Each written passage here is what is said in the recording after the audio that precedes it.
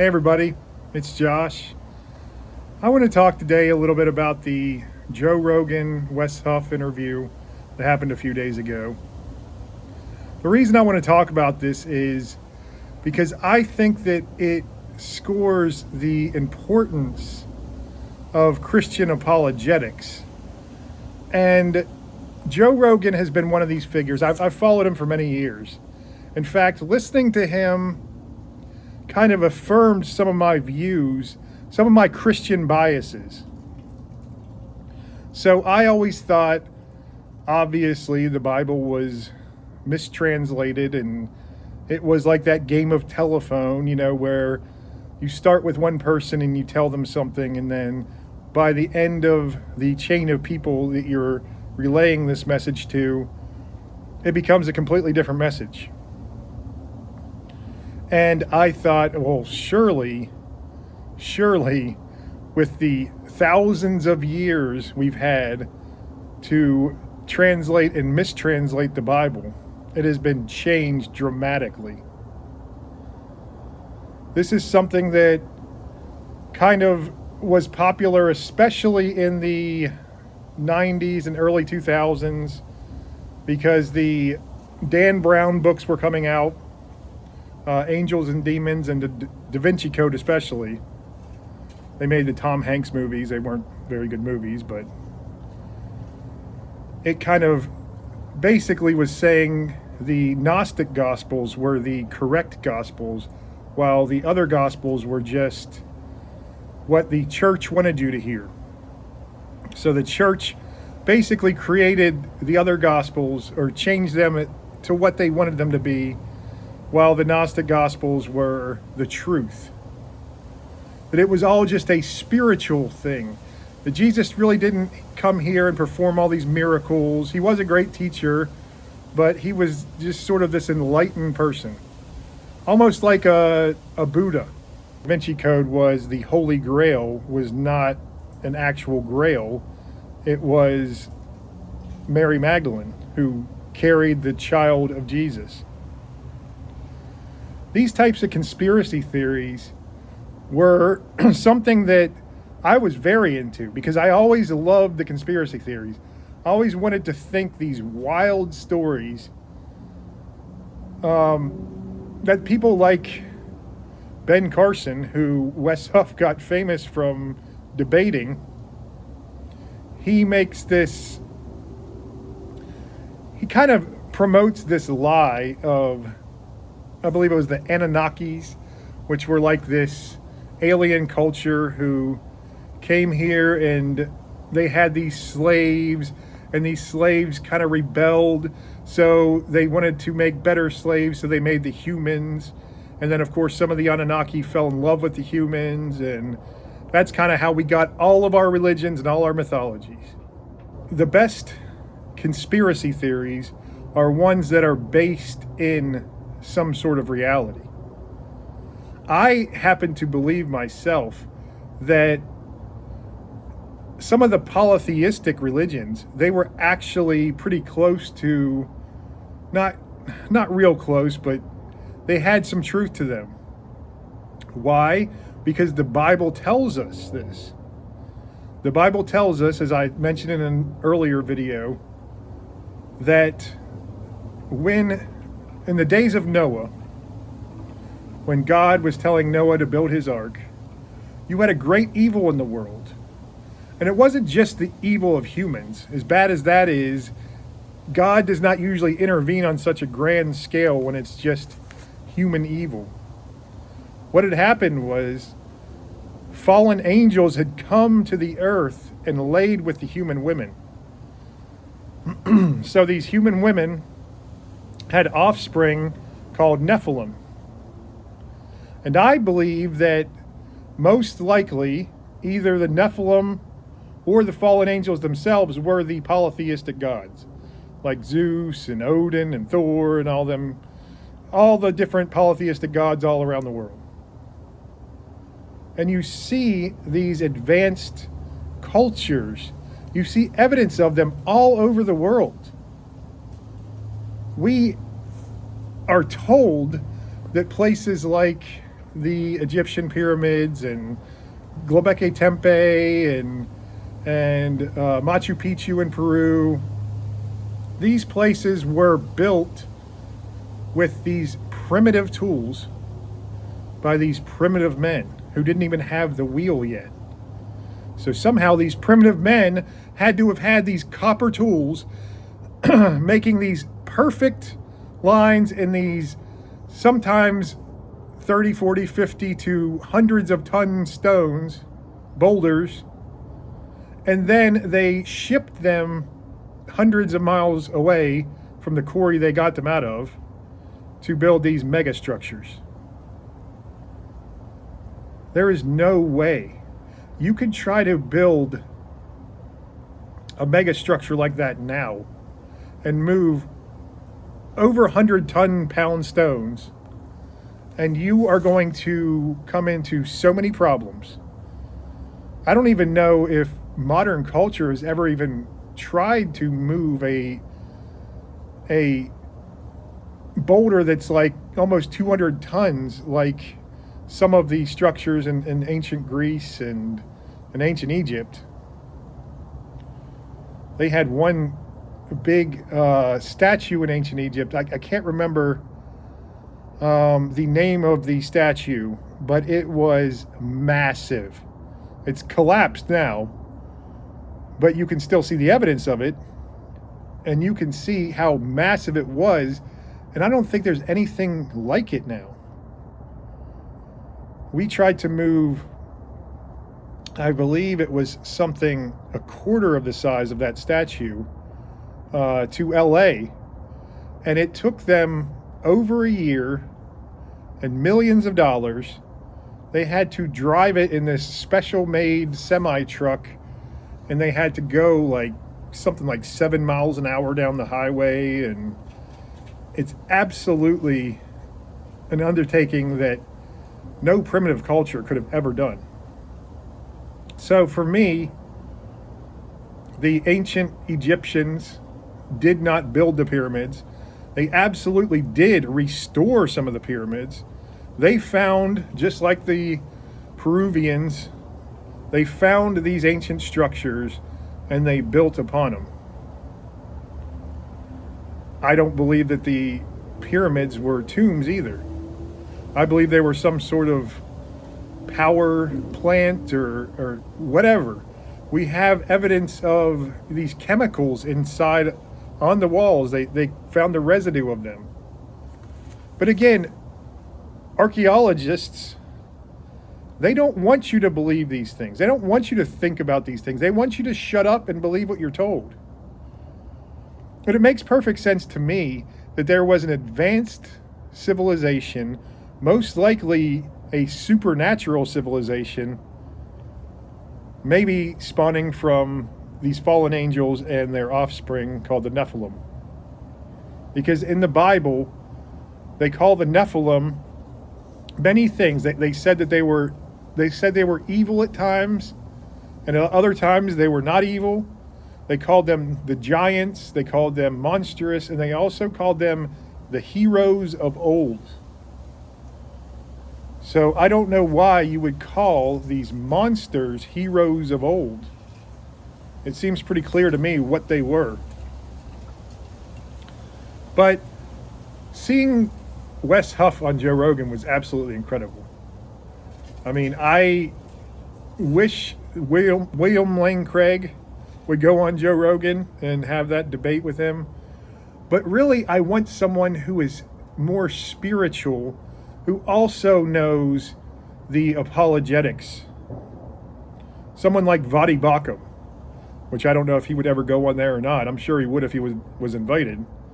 Vadi Bakum is an amazing apologist. He has amazing information about the historicity of Jesus, and he is also very spiritual. I think that he could help Joe Rogan see the true nature of Jesus Christ and how, yeah, we study the apologetics because really Wes Huff and Joe talked about, they said that atheists have to believe in at least one miracle. Some guest that was on his show before had mentioned that. And they had to believe in this miracle of creation. I happen to think that the even greater miracle is the miracle of the beginning of life. Because while the miracle of creation is absolutely outstanding, the chances of a universe being fine-tuned enough for life to be able to exist on it is like the chances of one atom out of the entire universe. And then you have, it's a much less, it's a lesser number, but it is still an astronomically almost impossible number of life beginning. Of genomes, all of a sudden, this non-logical matter and energy coming together to make information carrying genomes. And even the least complex life is so complex that, scientists, computer programmers, people are astounded when they see it. In fact, many people who study genetics and DNA and even computer programming, they become theists and a lot of time Christians because they start seeing that, hey, this is not some random mixture that just happened to form life. This is an intelligent design. I like this. So think of the entire North American continent. Fill it up with dimes, so dimes are touching one dime to another. And it covers the entire North American continent, Canada and America, the United States. And then stack those dimes all the way to the moon. Now put one red dime in that. That is the chances of intelligent life just beginning like that. And I believe that God likes us to speculate. God likes us to question.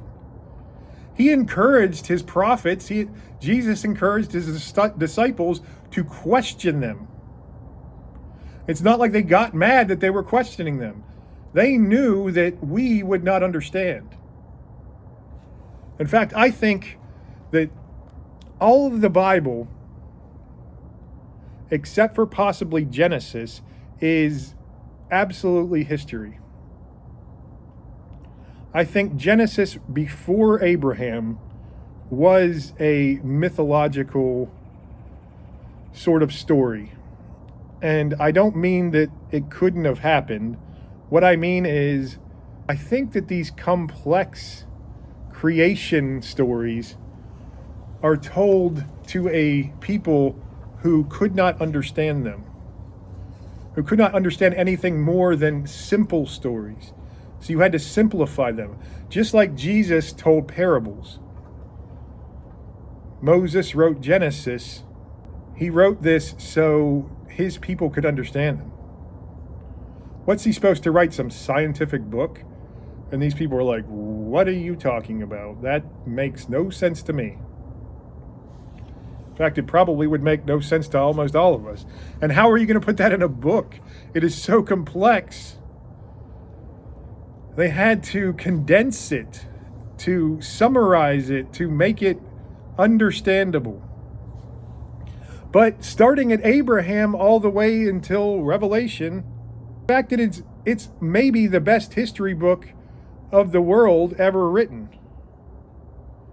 Because we have over 60 figures from the Old and the New Testament who archaeologists never knew about until they only knew about them because of the Bible. And then they literally found, hey, this is archaeological evidence for these people. Like King David. People used to say King David wasn't a real figure. And they found out, oh yeah, we found archaeological evidence of King David.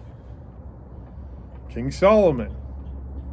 You have, so in the New Testament, what is, I think, the most recent was we found out about Pontius Pilate being a real person who was really ruling at that time in Jerusalem. And that is so wild because Pontius Pilate, he wouldn't have been a figure that many people really knew about or was barely even mentioned in writing. You have to understand, it wasn't like today. We think about it in terms of modern day. Writing things down was absolutely only for the very rich and very important back in the day. You have all kinds of people who were just lost to history because people just could not write their stories down. They had no means to. Maybe they were oral traditions and passed down. But you have this poor carpenter from Nazareth, and he was written about more than anyone in antiquity. Anyone.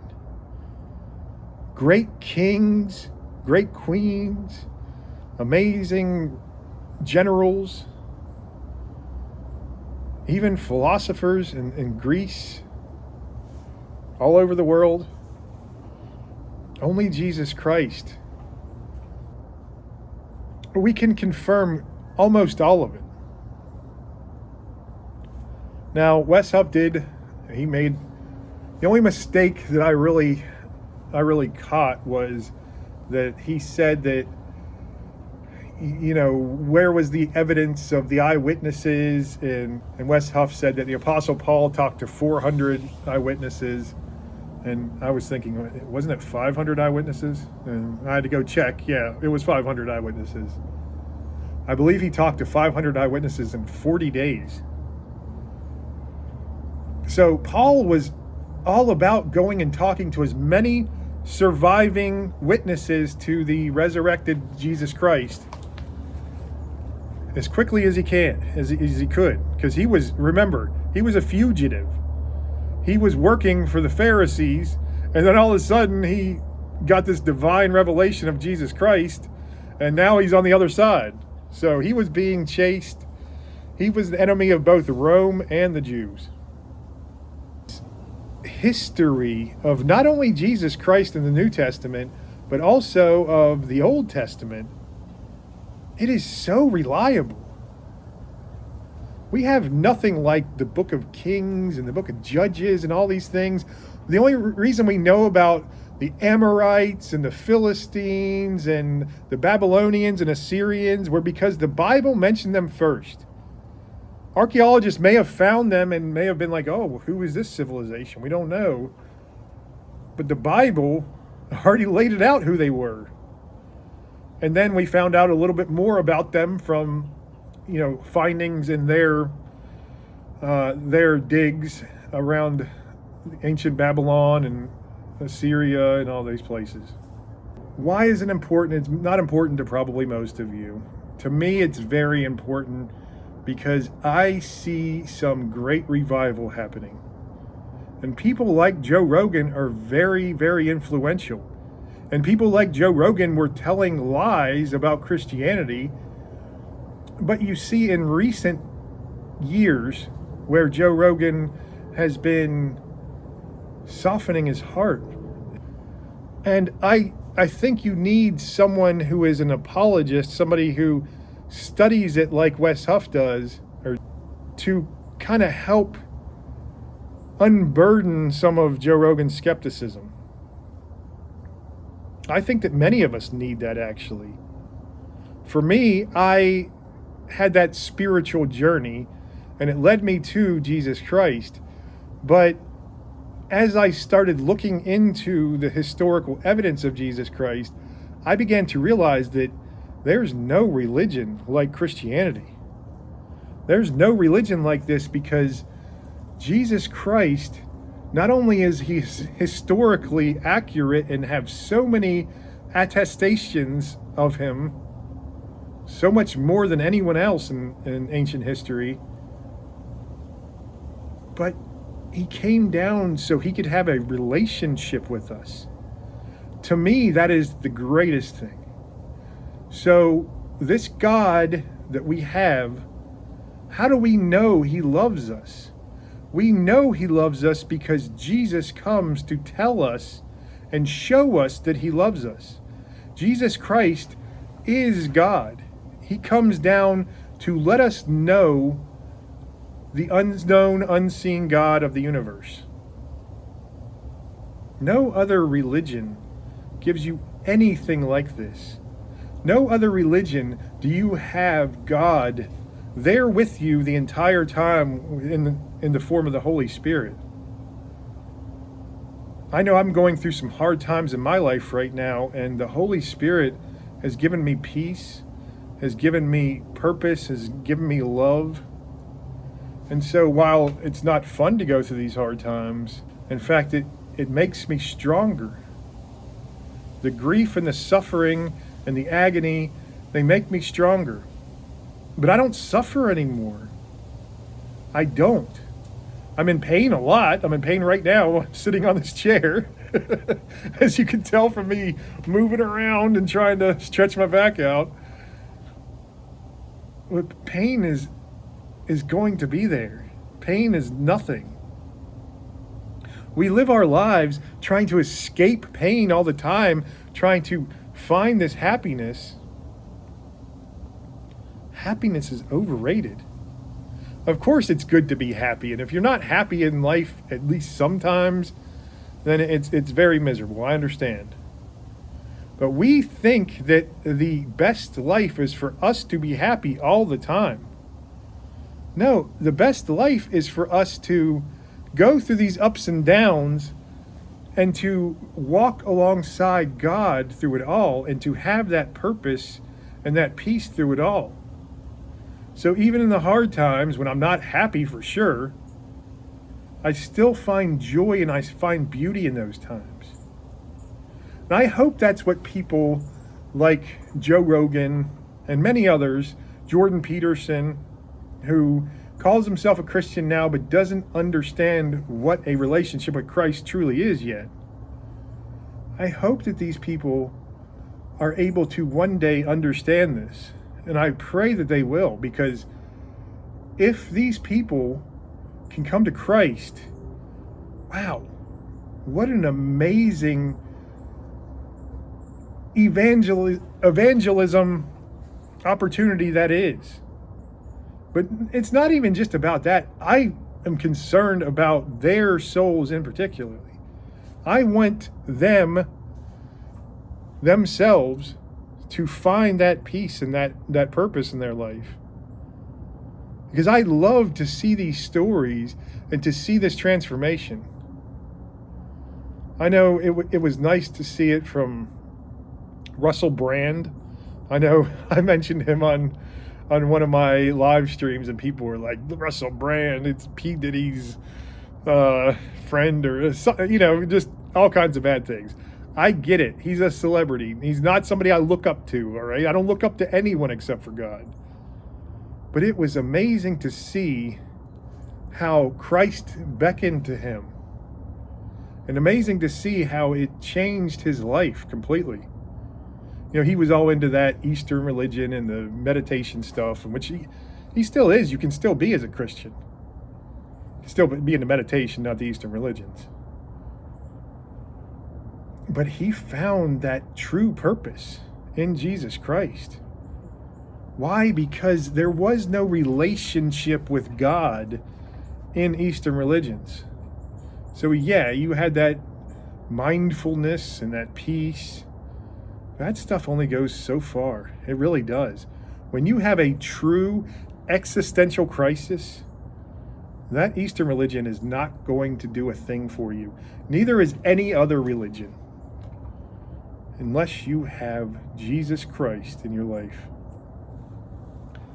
All right, everybody, if you could leave a comment, if you've watched that, let me know what you think about it. Even if you haven't watched it, let me know how much you hate somebody. I love hearing how I mention a celebrity especially, and people are like, I can't stand that guy. That guy's the devil, or this guy's this. It's like, come on now. Our goal is to have as many see the way and the truth and the life. I think it's absolutely beautiful for people, even if they're horrible people. We're all bad people. None of us are good people. None of us are worthy until we find Jesus Christ. That is the beauty of it. If actual serial killers can be redeemed, we should want that. We should rejoice in that. Because if a serial killer can be redeemed, then that means that someone like us, who obviously we're nowhere near, hopefully you're not one yourself, we're nowhere near that, and we can just rejoice in the fact that God will save any soul who truly repents. All right, everybody, I love you all so much. God bless.